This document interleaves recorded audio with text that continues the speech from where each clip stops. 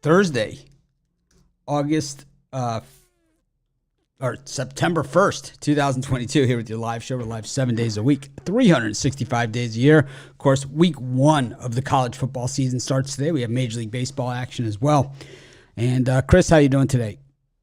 I'm excited. Finally, football. Real, like I don't want to say week zero was not real college football, but now the schedule finally kicks in, and got some solid matchups tonight. And yes, a quality over quantity MLB card tonight. So some great action on the board. I'm excited for it. Yeah, Saturday is really, a much better card than today or tomorrow. Yeah. I mean, a lot of the games, the way that I look at it are the Thursday and Friday games. A lot of the times these games we wouldn't be betting. And some of them we wouldn't even really be covering as deeply. We'd cover them, at the website, but probably not on the show as much or even in videos if they weren't the only games in town, which, gives some of these other schools a chance to do it. I already went through next week's videos. I cut them down a little bit as to what we'll be covering. It's just, way, way too much. But, the thing that we always have to remember in football season is, number one, new handicapping sites show up everywhere. And you really got to, before you start sending these guys your money, you really got to make sure they're going to be around tomorrow. And, anyone could say anything without, and not have documented picks. Make sure they have documented picks, that they've been documenting them for some time. You send money to someone on Twitter and you get ripped off. Well, I mean, what do you expect? You send it to some cartoon character. You send money to some offshore sports book and you don't get paid. What do you expect? What are you going to do? Go to Costa Rica and collect? It's not like dealing with a reputable sports book company. Like I used to work, I advertised back in the day for some offshore sports book, and I would get emails from people saying that they didn't get paid. And, certain times I wouldn't get paid. So, we stopped advertising for them for many, many years while all the other sites were doing it. Covers and docs and everybody was still advertising for those offshore sports books. We just refused to do it because we weren't going to do it. And so like BetUS, they screwed me out of tens of thousands of dollars if they didn't pay me. Now they're back. They have a different ownership or something. I don't care. They write me every day. Oh, no, absolutely not. It's like, you didn't pay me. You took you took my money and everybody else's. And I don't care if you're new owners. You knew that. You knew that. Everybody knew it. But anyways, beware. Just be careful out there. There is a lot of scammers. A lot of scammers. And at the beginning of football season, everybody's an expert, right? And then, a week or two in, all of a sudden they stop producing videos and stop doing all that stuff. And, it's, we've seen it a million times, over and over and over again. Kind of, I get sick of it, and it's like, to me, it's just the bad part of the industry. But anyways. Anything else you want to say about that, Chris? Yeah, nothing worse than handing over your money to the egg avatar on Twitter. I mean, people disappear quicker than you can snap a finger. And I get emails. You'd be surprised how many emails I get every single year from people that were ripped off by somebody in this industry. Bail me out, help me out, whatever. It's like, so you want me to help you for free, but some clown emoji you would send $1,000 to. Yeah. It's like, I mean, we try and help everyone. We do a ton for free, but it's like, if you're going to send your money to a clown emoji, you get what you get. You get what you get. But, we certainly don't get all of our picks right. We don't never claim to, but our record is transparent. We've been around for a long time. And I think that counts for something. So one guy got 3 picks right. Congratulations. Finally got some right. Now everyone wants to know his picks for today. It's like, see, this is the problem, right? This is the problem. One person gets a couple picks right. I mean, I gave out the Angels on the drive-thru. No one's saying shit to me, right? Anyways, it's like plus 190 winner, I cashed out on the Cards money line. I mean, minus 240 is what you paid on that. I had one bet that paid probably more than a parlay involving that pick. I didn't see the final yesterday. Did you get the reverse run line on the Angels? No, I didn't. It was, one run. Yeah, just one run. Just one run. We got it. I got plus 190 on that though. Still, I'll take it. Yeah. We graciously accept. We did not return the money. But anyways, we've got college football today, and of course, 6 main games, a lot of minor games out there. So before we get started on the main games, Chris, do you see anything of these smaller, FCS versus FBS matchups that we're not going to really probably go into detail about unless you see something here that you like? The only one that really kind of stood out for me that could end up actually being an outright upset, I think, is Bryant against FIU. FIU, a 1-win team from last year, one of the worst in terms of turnover margin, against a Bryant team that, I think they hovered around 500 last year, but they were one of the best teams in the FCS in terms of turnover margin. And I think if you can force turnovers here, Gunnar Holmberg, he was a quote unquote big get at quarterback for FIU, but this is still a guy that played at Duke and still had 7 touchdowns, just 10 interceptions. I know, David Cutcliffe, one of our favorites on this show, but I still think that Bryant has a shot to win this one outright. It certainly cover the 9.5 points. I don't think FIU should be favored by more than a field goal. FIU generally will get a lot of the talent that slipped through the cracks, and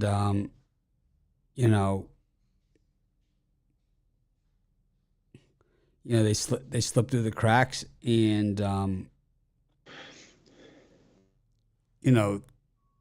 it's tough to go against them at this point. But these big point spreads and these FCS schools, we saw last week almost all the FCS schools covered against the FBS. So certainly not surprising there. Let's see what else we have on the card that would show up as far as these FCS versus FBS. To be honest, I haven't dug too deeply into them. Week 1 is just hard enough as it is to just get a grip on the regular games that are out there. So I've been more concentrating on those, but I, of course, would look at these. UCF, some change over there again, but 39.5 point favorites over Sacktown. Akron, St. Francis, Pennsylvania, gone from 14 to 18 on this line. That Florida International line, I see it at 10 at some spots as well. Toledo playing Long Island, 47 points in that one. That is 7 touchdowns is what that is. Arizona State, Northern Arizona. I think Northern Arizona could put up a fight in that one. Generally, they play them pretty tough. Portland State, they always have that wide open offense playing against San Jose State. Definitely the over there, 53.5. I like the over in that one. Definitely a few of these. Mississippi Valley against Tarleton. All hell's breaking loose. VMI and Wake Forest are on there as well. I think Wake Forest, even without Sam Hartman, probably shows up. VMI doesn't handle these FBS games fairly well. And for those degenerates out there, Lamar taking on Abilene Christian. Isn't Central Arkansas playing too? Oh, God. Central Arkansas, Missouri State. Central Arkansas, it opened at 8. I see 11.5s out there and 10.5s. Central Arkansas, so bad. So bad. They are just absolutely hideous. But let's get into the main games here of what we have. There's 6 games, so we can actually go over these. Chris and I are going to do a college football show, go over some of these other games maybe this afternoon. I'll have to figure it out. See if he's around. Maybe we'll find a time that's good and just go over the card. I went over, if you watched the drive to yesterday, I went over a bunch of these games with Tony T. We'll kind of just go in order here then, Chris, with these bigger games. We head to Pittsburgh, to the Allegheny, where the backyard brawl starts things off. This is a lot of times the type of game that you see the last game of the season, but Pitt now plays like Miami that last game of the season almost every single year. But here they are, Pitt versus West Virginia. Pitt losing Pickett at quarterback, bring on Keaton Slovis, and then, for West Virginia, returning a lot of players here too, and bringing in Daniels as QB. Of course, these QBs always tied together because they were part of that Clay Helton QB recruiting class when they were, 7 deep at QB, and not one of them could play a lick. The thing is, and, certainly cost him his job, speaking of USC and the tie here, and I know this is, I digress, but the thing is that, Lincoln Riley is, like, a lot of people talking USC to win the national championship. Is all of a sudden this guy can coach defense? Where did this come from? Because at Oklahoma, he had probably a better team than what he has here and better athletes, and he was there a while. And his defense was a sieve. He gave up 50, 60 points a game to the good teams. Kansas State, they basically own them, right? They own Lincoln Riley. They have him, basically he's their, he mows the lawn there in the offseason. But anyways, back to this one. Pitt against West Virginia. Chris, how bad is Keaton Slovis? You know what? I heard some of the craziest things. Some people were saying that Slovis could be better than Kenny Pickett. No, he stinks. He stinks. All right, make no mistake about this. If you're watching the show and you heard about the Slovis transfer and all this other stuff, the Pitt and from USC, and they were excited to get him and everything, make no mistake about it. He stinks. Keaton Slovis is terrible. Terrible. He stinks. Go ahead, Chris. Anyways, I do like the value of West Virginia and the points here. I know there is some turnover between both teams, and JT Daniels, we talked about it. He was basically forced out of Georgia, not because he couldn't play, but because he was riddled with injuries. Is it unfair to call Slovis a turnover machine? What did he have? I think he had 17 interceptions, even though he threw 30 in his touchdowns in his freshman year, didn't he? I think that's what. Well, he had a couple of good games. Yeah. 3 years ago. Yeah. But I think JT Daniels, as I said, he was capable of leading Georgia. It's just that Stetson Bennett played better in his absence, and that's kind of why he was forced out. And now he's going to West Virginia and getting a touchdown plus a hook against a Pitt defense that was susceptible to giving up big plays last season. I think this is a 4 to 7 point game, especially if you're getting the hook. I would take West Virginia in the points. Sometimes you see these rivalry games like this, and a lot of times they get ugly and stuff like that. But I just don't see it. I think when your top wide receiver figures that Keaton Slovis is coming to your team, so he's going to get as far away as possibly can. As a matter of fact, he's going to go to the school that he transferred from just to make sure that he doesn't have to play with this guy under any circumstances whatsoever.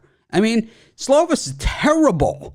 Terrible. It's like they're acting like this is kind of like when the Bears drafted Mitch Trubisky, right? It's kind of like all of a sudden he's good. It's like, no, he's not good. And Pitt, I think, is going to be in some trouble here in this game. I personally, I don't have a premium on this game, but I'm betting West Virginia on the money line. I just think that's where all the value is here. I think they're better on both sides of the ball. Maybe I'm wrong. We know that Pitt has had some good players, some NFL quality players in recent years. James Conner, Pickett, of course, looks great in Pittsburgh. I was wrong about him, but that doesn't make Slovis any better than we've seen. Do you think he has better talent pool to work with here in Pitt than he did at USC? I don't think so. USC, look at the wide receivers in the NFL that went to USC. Do you think he's got anyone better than Pittman? He had Pittman. Didn't he have St. Brown there as well? Yeah, he had everybody. He had everybody. It's Keaton Slovis. People, it's Slovis. I've seen Slovis. I've known Slovis. Trust me, you want to get the hell off. I don't know. I'm on West Virginia money line. I think if you must, points could be it, but I just don't see it. Speaking of I don't see it, 21.5 points in Stillwater, Oklahoma, as the number 11 Oklahoma State Cowboys take on Central Mich. Central Mich, McElwain has coached in big games against big teams. As a matter of fact, he got Central Mich to a bowl game last year. They won their bowl game. They beat a FBS Power Conference team. They beat Washington State in their bowl game. And Oklahoma State has a 4-year starter at quarterback who's been 4 years of living hell. I don't understand this once again. Maybe Sanders is super athletic, right? I mean, he's super athletic at Oklahoma State. We know that. He can make plays. But this guy, number one, frail as a number 2 pencil. And, this guy also makes some questionable decisions. But, he is a tremendous athlete. He is a 4-year starter. He hasn't, I don't know. Maybe I'm wrong. I don't know, Chris. Tell me if you're laying 3 touchdowns plus the hook here with the Cowboys.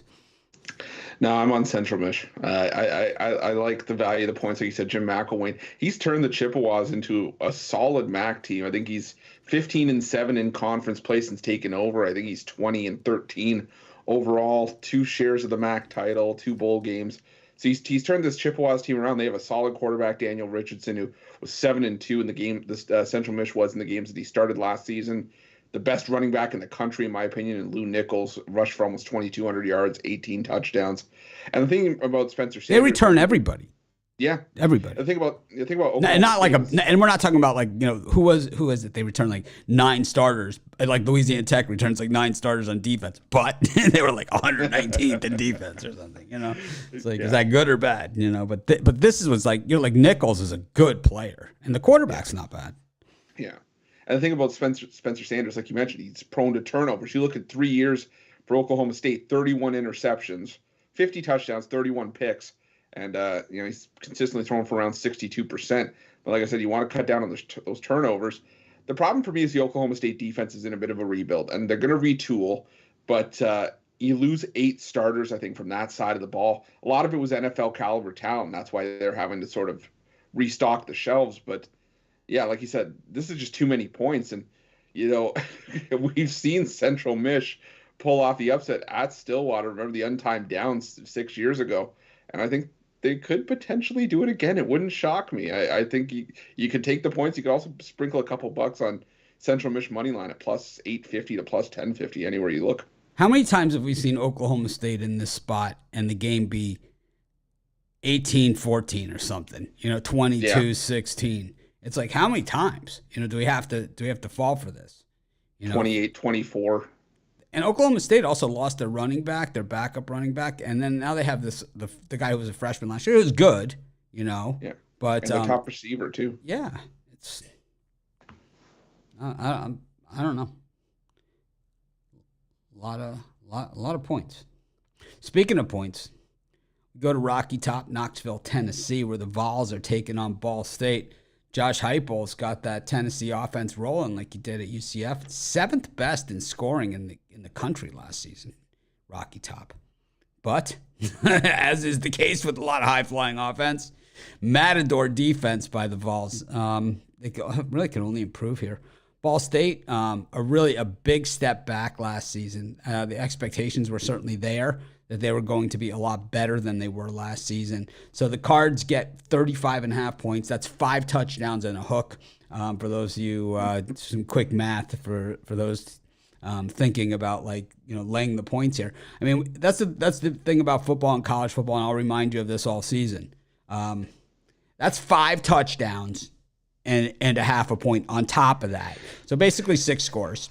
So you have to figure out, in college football, obviously the games are a little bit longer, the clock stops in different scenarios than NFL does, but you have to come down to where basically, 35 and a half, they have to score almost every time they touch the ball and get a defensive or special teams touchdown and stop Ball State almost every single possession, to be in that cover range. I mean, if you're laying 35 and a half, you're going to be sweating it out, man. You're going to lose some years off your life, win or lose.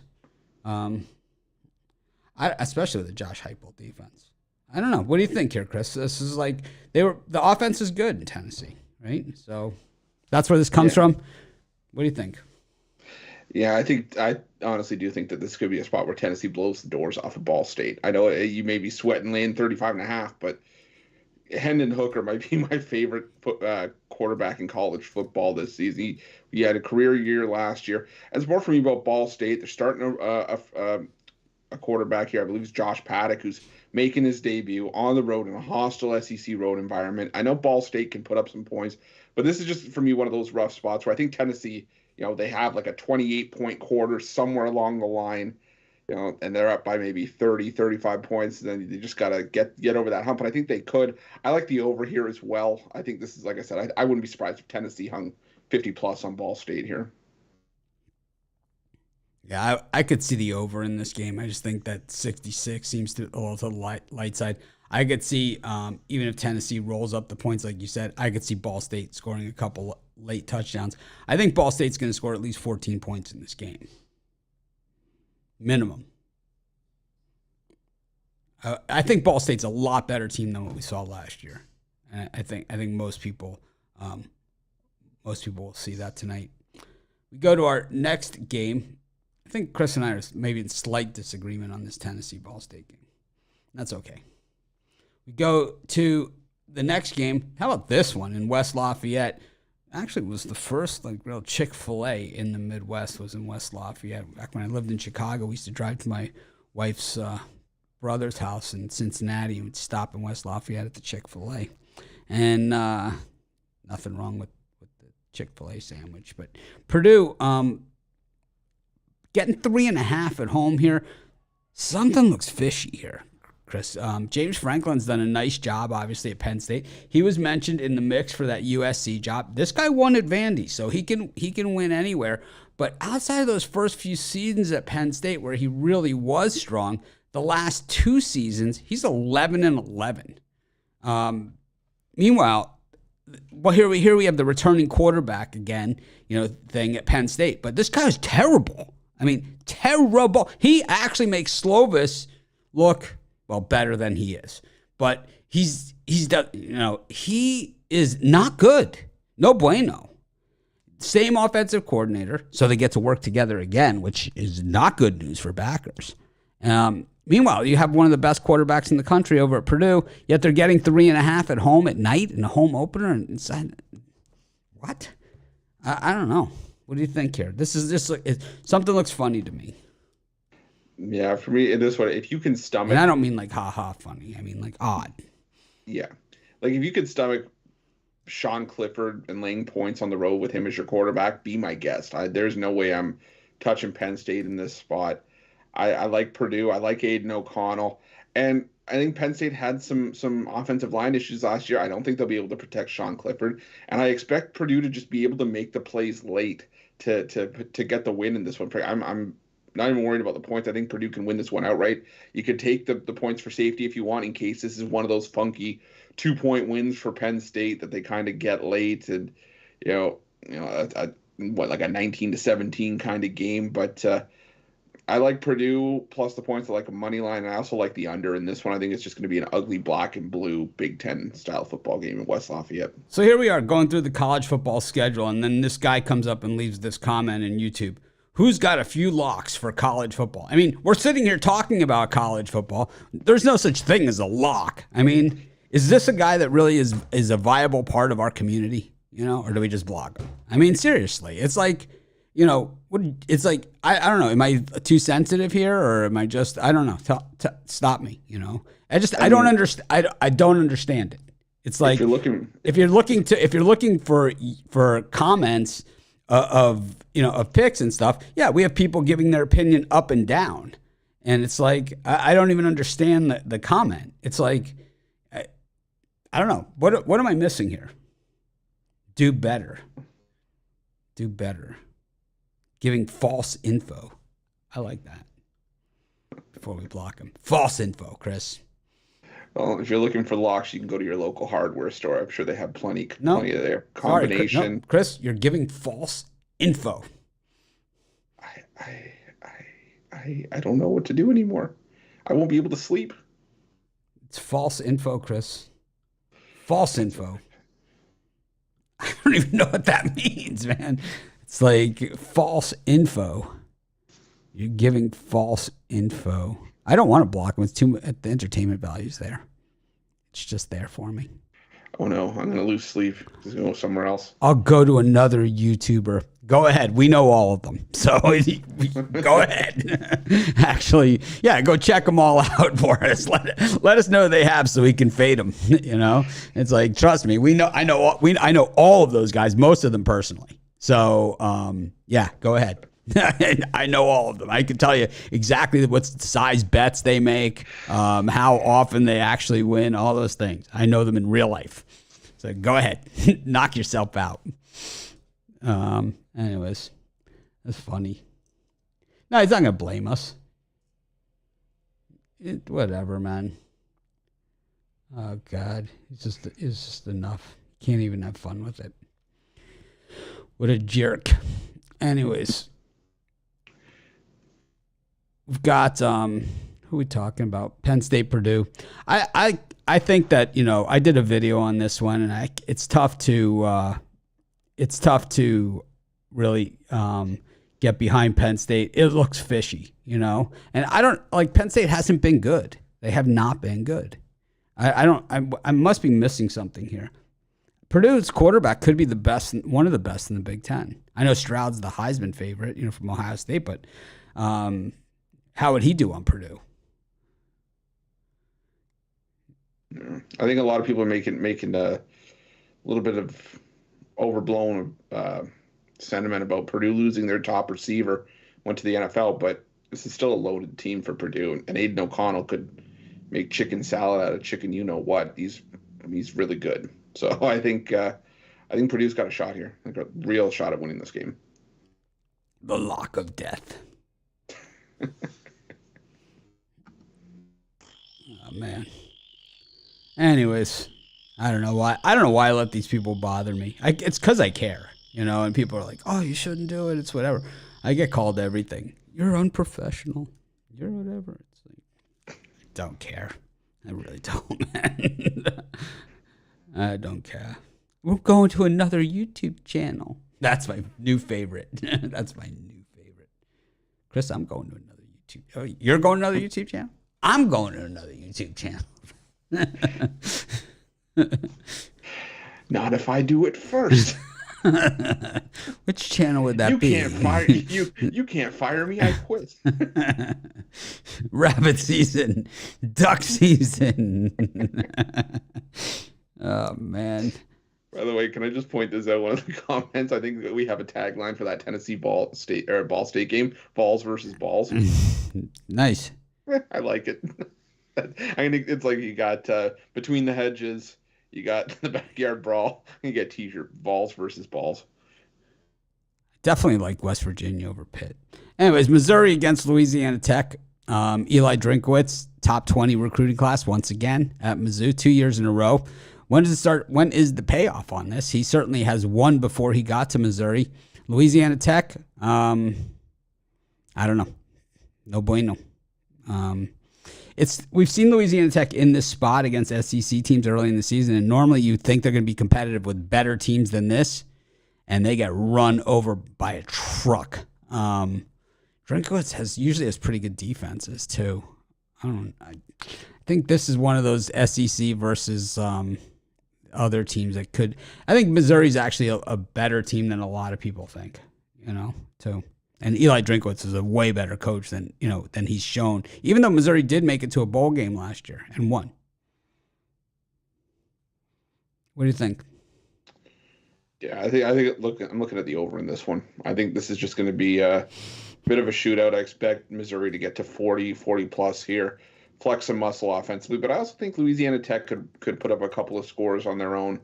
For me, this is just about some matador defense in the secondary. I think there's just going to be a lot of big plays in this one. And, look for this one to go well into the 60s, maybe even the 70s.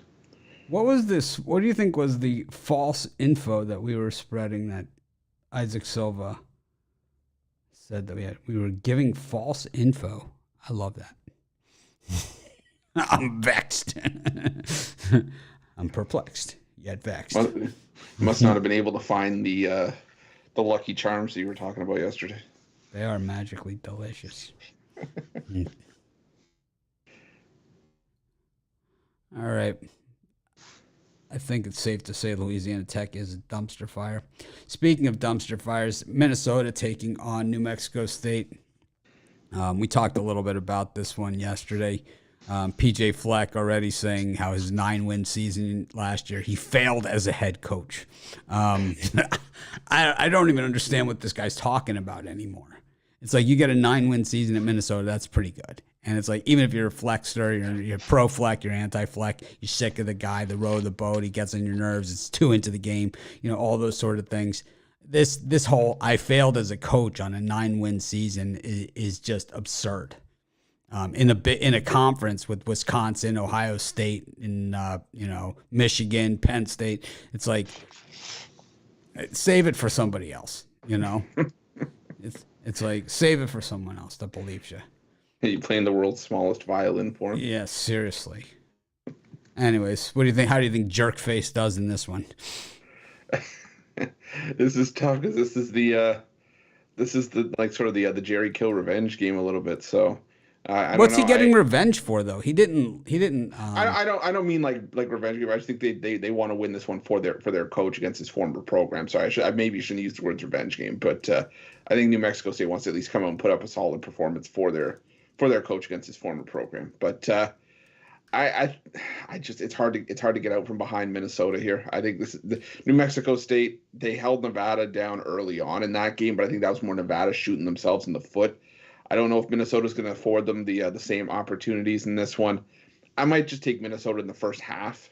Have Minnesota come out flying, take care of business in the first half before really start calling off the dogs and putting in the backups a little bit later. This is my least favorite of the FBS games on the board today, though. I'll lean towards Minnesota first half. I'm gonna take New Mexico State here. They have a game in hand. They played last week. I think when you have that game in hand, you kind of at least have the chance. Fleck super close to the vest at all times, and they went back to a more conservative offense, and they're gonna play that conservative offense. And it's like he's just a little too close to the vest. He's kind of the type of coach that up by 24 with 6 minutes left, he's kind of working the clock type guy. Right? He's not thinking about getting the other guys in or whatever. He's kind of still like frantically pacing the sidelines, like working the clock and arguing, ticky-tack little things and yelling, coaching up players. It's like super annoying. I mean, he's a good coach. He wins games. He's won everywhere he's been. He did fail as a coach last season. Just ask him. But, yeah, I got to go with New Mexico State. Jerry Kill is a good guy. He's one of the good guys. Anyways, Chris, what are you selling today? Oh, for me today, I got my $15 pick-off play from Major League Baseball. Hit 4 of our last 5, hit back-to-back yesterday. The Cardinals made us sweat it out a little bit, but we still got there. And I like my play today as well. I also have a Thursday Throwdown college football 3-pack for $40 Pick Dogs Premium, but also get some in the long term because I also have a 5th play in the mix for college football today that I like as well. Just didn't make the cut for the top 3 package, but still a premium play for me there as well. So check that out at Pick Dogs Premium. 5th play sounds like the Ruffalo drinking game. It's a 5th play. Drinking game? It's a 5th. I have a drinking. It's a 5th play. I'm playing. It's a 5th. So you take 3 shots every time somebody takes a Ruffalo. Pretty much. Anyways, we've got. I have my $15 big play. You want to use the discount code is now WIN15. WIN15. We've used that one in the past. It worked then, so it will work again. WIN15 to get 15% off all of your purchases at Pick Dogs Premium. SportsShopPlace.com Premium. So if you're buying one of our $15 plays, makes it $12.75. And of course, we have that credit guarantee on all daily packages. So not the long-term packages are discounted, but the daily packages, we have a credit guarantee that if you don't turn a profit, you receive a credit.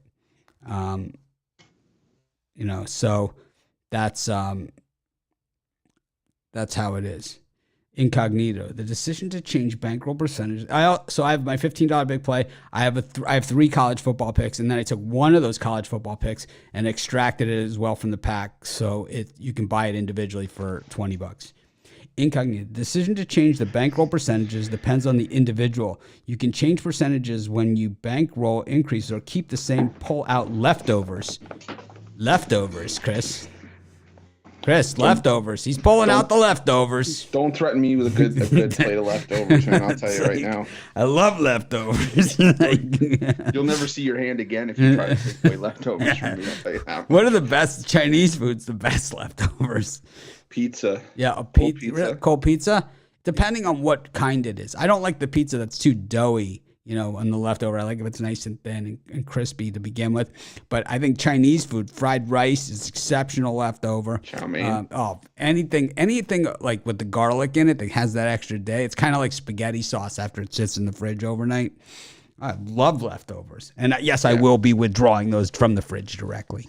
Yeah, pizza and Chinese food. I don't mind the pizza. It's a little bit doughy because it's got that little bit of chew to it. I'm good with that. But, I love that though. The leftovers in the bankroll. What is that? What's we should have Incognito on the show and explain to us what leftovers in the bankroll look like. Like you just see you see a crumb left over here and there, and like a little hunk of bread left. He says, example, you have a $10,000 bankroll after a week, so you pull out the $1,500 and leave the $10K in the bankroll. Yeah, you take out the $1,500, you put it on the over in the Ball State Tennessee game. That's what you do with it. It's like, what am I going to do with it? What am I going to do with the money? I think that's the coaching that we need for our audience. It's like we take our money and we bet it, right? It's like, what are you going to do with your extra money? Oh, I'll put a dime on the Yankees. It's like, I have no idea. It's like, that's what we do with our that's what we do with our extra money. Is we bet it on another game. I think I understand the logic. Oh, I fully understand the logic and the idea of it. But with our audience and me, included as part of our community, our extra money we put on the game. That's what we do. Yeah. Parlay. I also have Mega Millions tickets, scratch tickets. I do Mega Millions, Powerball. I do. Pretty much you name it. Or you know what I'll also do is like I'll throw in, instead of just betting like the dog, I'll throw in like a reverse run line, and then I'll do like an extended reverse run line. So like I'll take the $1,500 and I'll put like a dime of it on the dog, right? And then I'll take like 200 and put it on the reverse run line, and then like 100 on 50 on the other alternate run line, and then a $50 in-game parlay, same game parlay, or $50 parlay of a few other reverse run lines. There it is. It didn't take us. It took me. Really very little thought to use that extra money. Oh man, isn't the point of betting to make more money? So just the way you're making money, or just continuously betting money and are actually making income? Yes, that's exactly what we're doing. I'm continuously betting money. How about you, Chris? 100%. Yeah, somehow everything else gets paid for around here, right? It's like a dryer. The tumbler just keeps going. It's just there's never really a solid number until there's no more action on the board.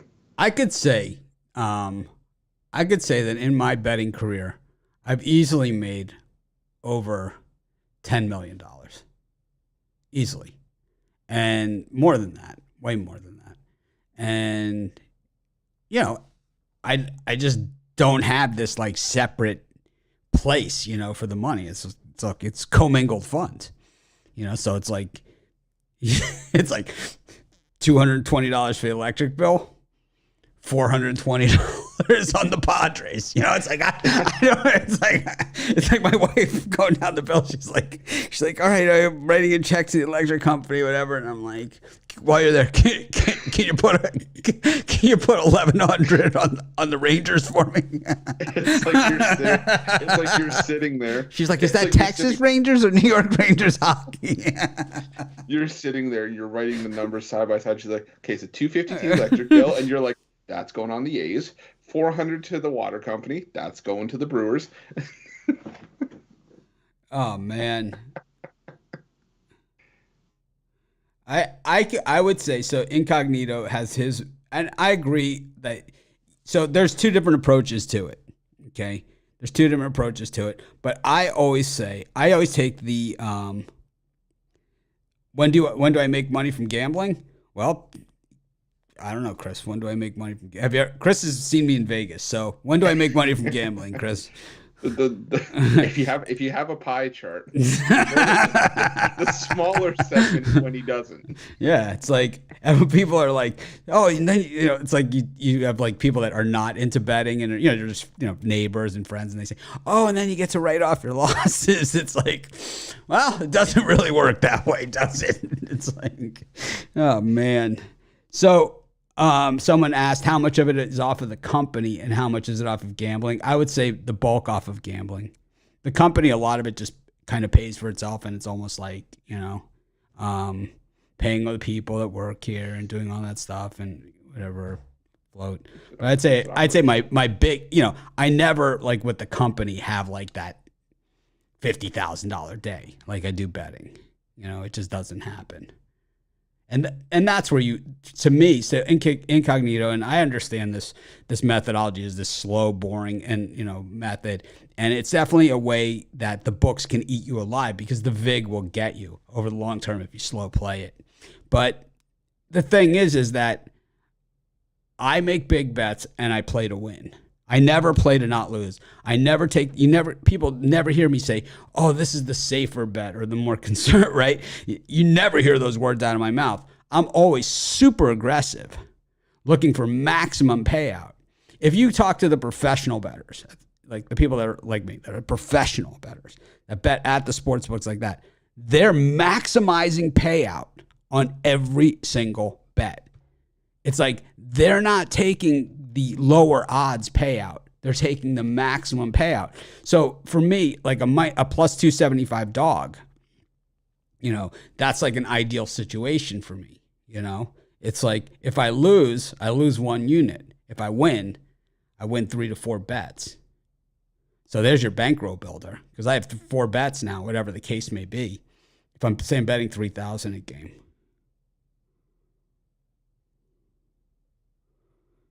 So it's like, it's rare that I buy points. It's once in a blue moon, I will buy points once in a blue. Usually if I'm buying points, it's on a game on a day where there's not a lot of games. And, I feel obligated to give out a pick and I'm going to probably bet it anyway. That's rarely one of the only times where I'm going to be buying points and doing anything like that. Most of the time, I'm just going to be super aggressive and picking a side and saying, if I need an extra half point with this team or an extra point with this team, I'd rather be on the other side and not have to give away my payout. Because ultimately, if you play the long game and you play by the book's rules, with this conservative, the juice will eat you alive. It's the nature of the beast. So money line dogs is how you make money. Yeah, in blackjack, I'm cold-blooded, man. That's what they say. Sit down, I play it, I press. When I win, when I lose, I go back to my original bet and then start press. And then I go through a couple times through the cards. If I have enough chips there, cash out, walk. Because the longer you sit there, the better chance you're going to give that all back.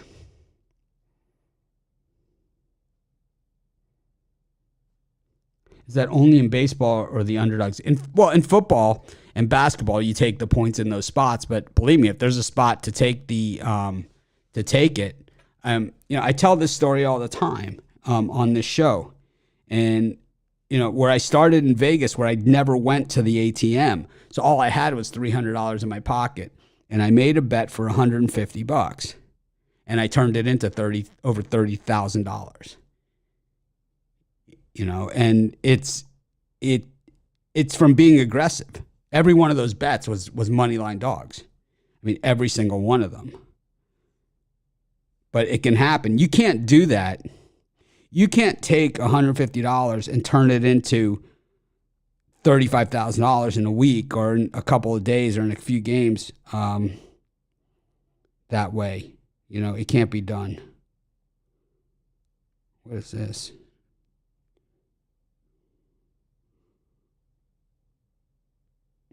Yeah, I mean, you look at, I'm looking at tickets, at my tickets. This is March Madness, Here's March Madness. This is what we were betting, plus 400 Richmond money line, It was a happy day. That's how you get it done. I think bankroll management is important, and I understand this, but most of those people that are giving out the advice about like how much to bet and all that stuff, they're not making money doing this. They're not making money betting. They are not. I say, show me your house and show me your watch. That's what I got to say to that.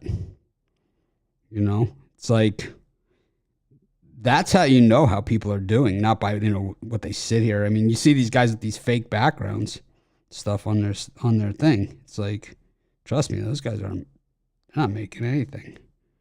Trying to find some tickets on here. I'm not a big ticket shower, but I have some massive underdog tickets here.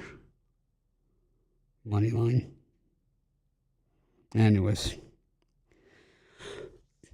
let's get to Major League Baseball. I'll find this. I know I've done it before on here. Chris, were you on the show when I showed my Joe Burrow ticket? I don't think so. Yeah, I think you were.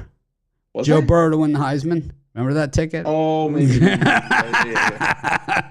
It was like, what was he, like plus 1,000 or something?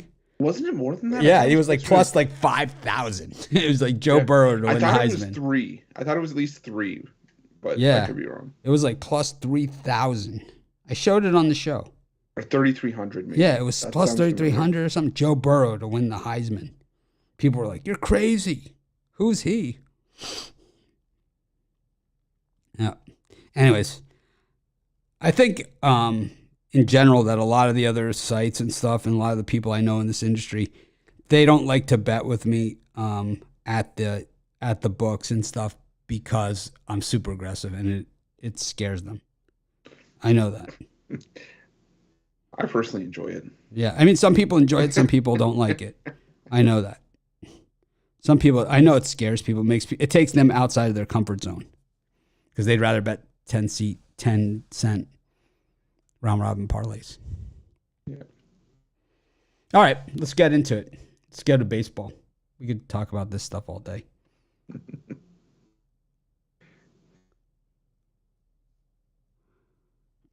It all depends. It like what you say. So obviously different people are in different places. And when I first started and I was a $20 bettor, or I was like, would go to the dog track with $20. I'm in a lot different place than I am now, where it's like, I know if I have a bad day at the office, I have years of bankroll, and then some. Always bet what you can afford to lose, always. That's really the secret. And if you have a really good feeling, you really feel strongly about it, don't be afraid to take a shot, man. Don't be afraid to take a shot. It's like you got to take that shot. Oh, I only can do 5% of my bankroll. Bullshit. Trust me, it's possible to bet more than that. I do it all the time. Detroit Tigers are playing the Mariners, Chris. Eduardo Rodriguez against Logan Gilbert. This is when we start leaving the fun segment of the show. Well, I look at this one. I immediately go to the under 7.5. I just think that Logan Gilbert, he's been one of the most consistent arms for the Mariners this season across the board, and he does pitch better on the road. He's given up two earned runs in each of his last 2 starts. I think he can keep the Tigers in check. Still have the worst offense in baseball, and Eduardo Rodriguez has looked good since rejoining the Tigers rotation. 2-0, allowed 1 run over 11 innings. I think this is a low scoring battle, so give me the under 7.5.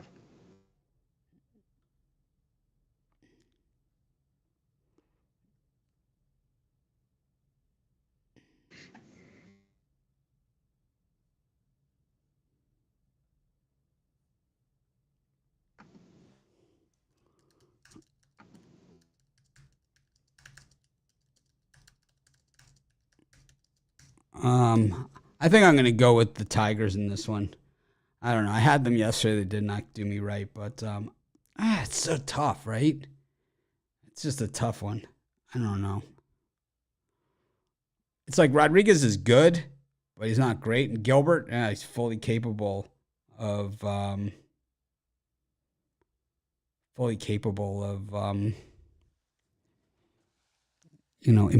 at any time. Ugh.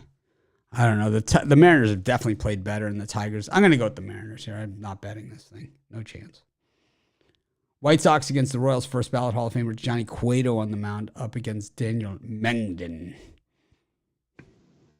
Not Mengden.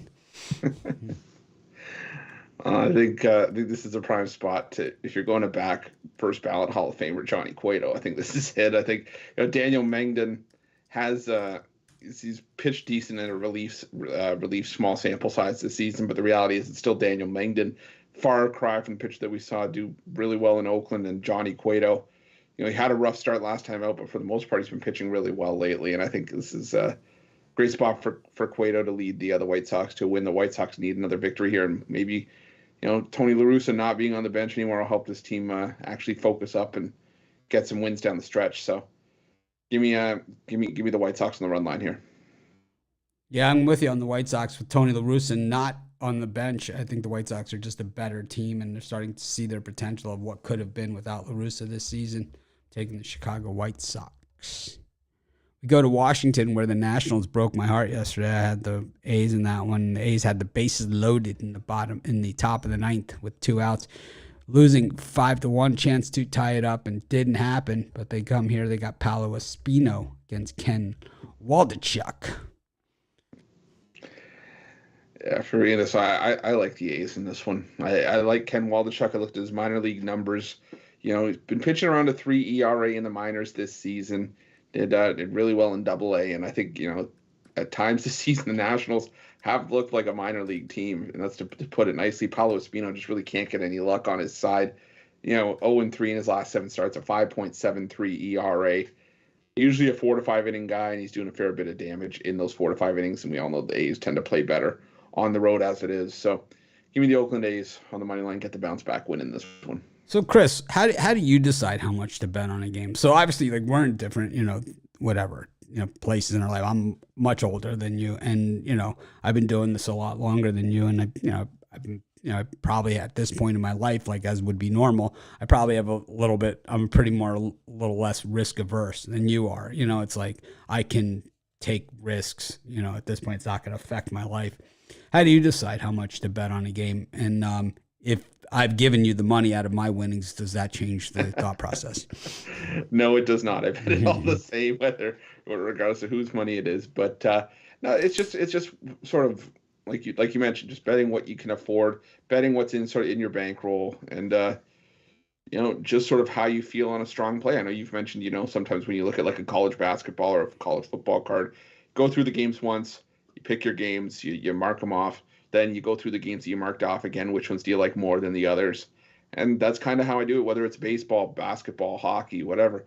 Take some time to sit down and look, and the ones that I like more, maybe I'll have an extra couple bucks on. But other than that, it's sort of picking your spots and weighting it based on how much you like the spots. When I had that big run from where I turned the 150,000, 35,000, it was Miami versus Notre Dame on the money line. I had, 15, 16, 17,000 on the game. If I would have done just 5% of my bankroll, knowing what I knew about the game and, winning just 5% of my bankroll, I mean, the impact of something like that to the negative side far outweighs the risk of, what I really felt was, and I've been doing this a long time. And, I might have, a lot of guys always have a play of the year. They always have a play of the month. They always have this. I rarely have that. When I have a play of the year or a 7-star play or an 8-star play, it is, one a year, or one every 3 years. And I just don't think you see those games all that often, where you just are just like, whoa, this is just way off. And, I think that the opportunity cost there is just as expensive as the beating that you could take on your, from losing the money, the opportunity cost. I don't know. I struggle with it. I like to make big bets. I enjoy it. You like big bets and you cannot lie. Well, I just enjoy it. I like it. Some people are like, I can't handle it, you know. It's like, I can handle it. I love it. I love cashing that ticket. I like having the paper ticket going to the window. They have a separate window, you know, you got to go to. The worst feeling, and I'm going to digress quickly. The worst feeling for me was when I was at the MGM and I'm standing in line trying to get a game in with 5 minutes to go. And I'm like 2 people from the front, and I realized I was standing in the $10,000 line. And I'm like, shit. So I had to run over, and the other line was twice as long. Got it in with like 30 seconds before tip off. But man, worst feeling for me. It's like I should be here.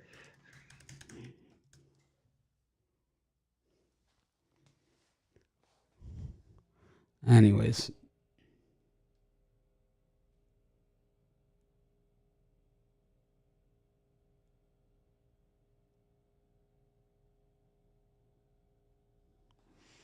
Go to our next set of games here. We got the Mets against the Dodgers. This is kind of the feature game. Clayton Kershaw back on the hill up against Chris Bassett. The Mets getting 1 win yesterday. Chance to even the series up here. What do you think? Yeah, this is another under I like that. You see these 2 lineups. You obviously think power, but I think this is going to be a bit of a playoff type game. Clayton Kershaw in his career, 10-0 with an ERA just over 2 against the Mets, but this is the best version the Mets that he'll have faced. I don't think the Dodgers are going to give him too much wiggle room to make an error here. I could see this being the first of 3 wins. Chris Bassett's been really good. His last 7 starts, a 2.33 ERA.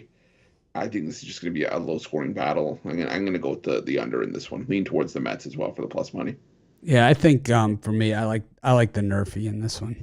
I could see it, but I don't think Kershaw is going to last long here. I think we're going to be in the Dodgers' pen in this one. Go to our next game.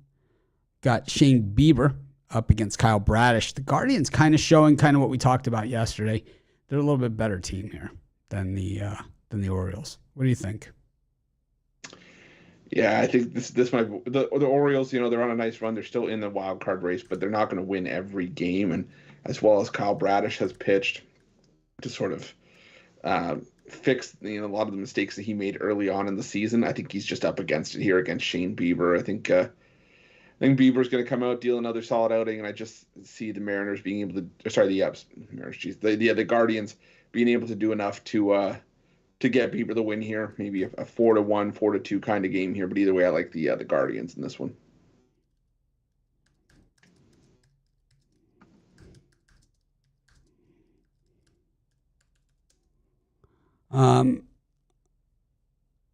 I like the Guardians here with Bieber. I don't like the odds, so probably not something I'm rushing to the window to bet because I don't think the run line is a good play here. So I'm kind of just, going through the motions on this one. I think, Bieber is obviously Bieber. The Guardians late in the season, tough to go against.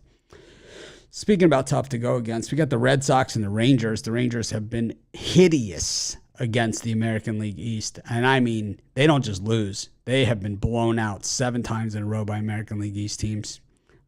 Rich Hill actually looked really good last time. He beat the crap out of me. I was on the other side I was on the business end of the last time he pitched.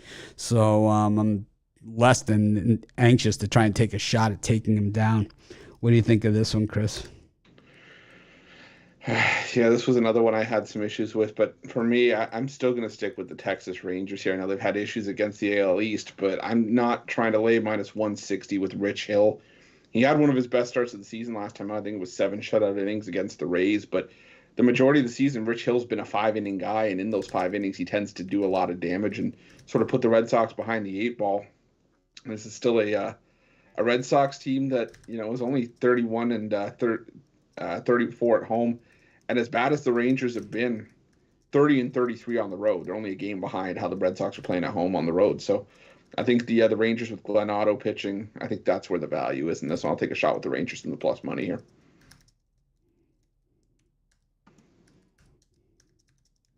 Yeah, I'm going to go with the Red Sox in this one. The Rangers just bad mojo here against the against the American League East. I just don't see it happening here. I think, Rich Hill is hit or miss. I think it's probably hit here. I'll take the Red Sox. We go to the Braves taking on the Rockies, and the Rockies, kings of the run line cover at Atlanta. Was it 13 in a row? Now they've covered at Atlanta on the run line. I mean, yesterday it was like God's plan for them to cover that run line. They managed to do it. Chad Cole plus 320. Strider minus 405. Chris. I have no words. Might as well go with the Rockies run line one more time. Why not? It's now 13 or 14 in a row. And Spencer Strider, he's given up one run in each of his last 3 starts. But, he is capable of giving up, a spotty start here and there. And I just think that's going to be where the value is. Maybe it's nothing more than betting on the Rockies run line and trying to ride that streak. My least favorite game on the board, without a doubt, especially because of that line and Chad Cool on the other side. But I'll still lean towards the Rockies on the plus 1.5 here. Yeah, I'm going to take the Rockies on the run line too. It's just, I think the Braves should win. I think they should win by a lot, but they just haven't been able to do it. And sometimes, well, you got to just go with it. You're getting plus money here with runs. There's usually not a horrible thing to take a shot on. Once again, with these later start games, I'll be watching college football at this time. So I'm, just being honest about it. I think, it'll be like on NFL Sundays and college football Saturdays. I mean, we'll still cover baseball, but generally we switch to a football focus. But, we'll figure it out. We always do. We got the Diamondbacks taking on the Brewers, and the Diamondbacks have been up and down, but mostly up. When you look at the National League overall, and, I'm not saying the Diamondbacks are going to make the postseason, but they're really right behind the Milwaukee Brewers in the standings. If you look at the National League top to bottom, all of the teams. So they're 6 behind the Brewers. And, that's how much they've moved up. Last year, they were the bottom of the barrel, remember? So I think the Diamondbacks have done a nice job. Obviously, last night, they're not going to be perfect. But it all counts as one. I mean, they have the ability to do that back to anyone. And you got Woodruff on the road against Merrill Kelly. I don't see how you go against the Diamondbacks here personally, but I'm sure people will find an argument as to a reason why. I like the D-backs here. I think they shut them down because I think Milwaukee's had a lot of chances like this, and they haven't taken advantage of it. They're 500 on the road. Yeah, I think it is an option. I may just take the safer route here, lay a bit of juice, and take the D-backs plus 1.5. I think it's still around minus 150, but I think if the Brewers are going to win this game, it's going to be a one-run game. It's going to be a hard-fought game. It's going to be like a 3-2 type of game. Merrill Kelly not going to give up anything easy to the Brewers here. And like I said, Brandon Woodruff has been one of their better arms, and this is a sort of a must-win start for Milwaukee now that we're into September. But I'd split it maybe between the Diamondbacks money line and plus 1.5. I think that's a great way to go in this one. I'd go the other way. I'd go Diamondbacks and the minus 1.5. Anyways, we get to everyone's favorite segment of the show, except for Al McMorty, and that would be the parlay section. And those of you that watch our weekend show, you know exactly what I'm talking about. Al is always like, I don't really want to do a parlay today. But we'll do, and he doesn't talk like that. So I don't know why I did the voice there. But that we'll go to the parlays. Chris, cross-sport parlay, Major League Baseball parlay, college football parlay. You got a lot of options here, and we'll be having more and more as time goes on. What do you think? Yeah. And I'll go cross-sport today. I'll go with the Arizona Diamondbacks plus 1.5. I'll go with Purdue plus the points and West Virginia plus the points. I'm going to go West Virginia money line. I'm going to put that with the Boston Red Sox and then go with Shane Baby Bieber on the money line at minus 190. Yeah, that just flowed right out of my mouth. Thanks, everyone, for joining us. Make it a winning day. We appreciate each and every one of you. Chris and I are going to figure out a college football show we're going to do. We're going to have an NFL show on our program. Jay Briggs and Al McMorty will be doing that show, and we'll probably have other guests and things that might go in with them, but I think for the most part it's going to be just those two guys kind of taking the hammer on it. But for college football, Chris and I will do something. Maybe we'll have a bunch of guests on that too, but we'll at least have something where we go over all the games, and we'll hopefully do that this afternoon. Anyways, thanks everyone for joining us. make it a winning day. We appreciate each and every one of you.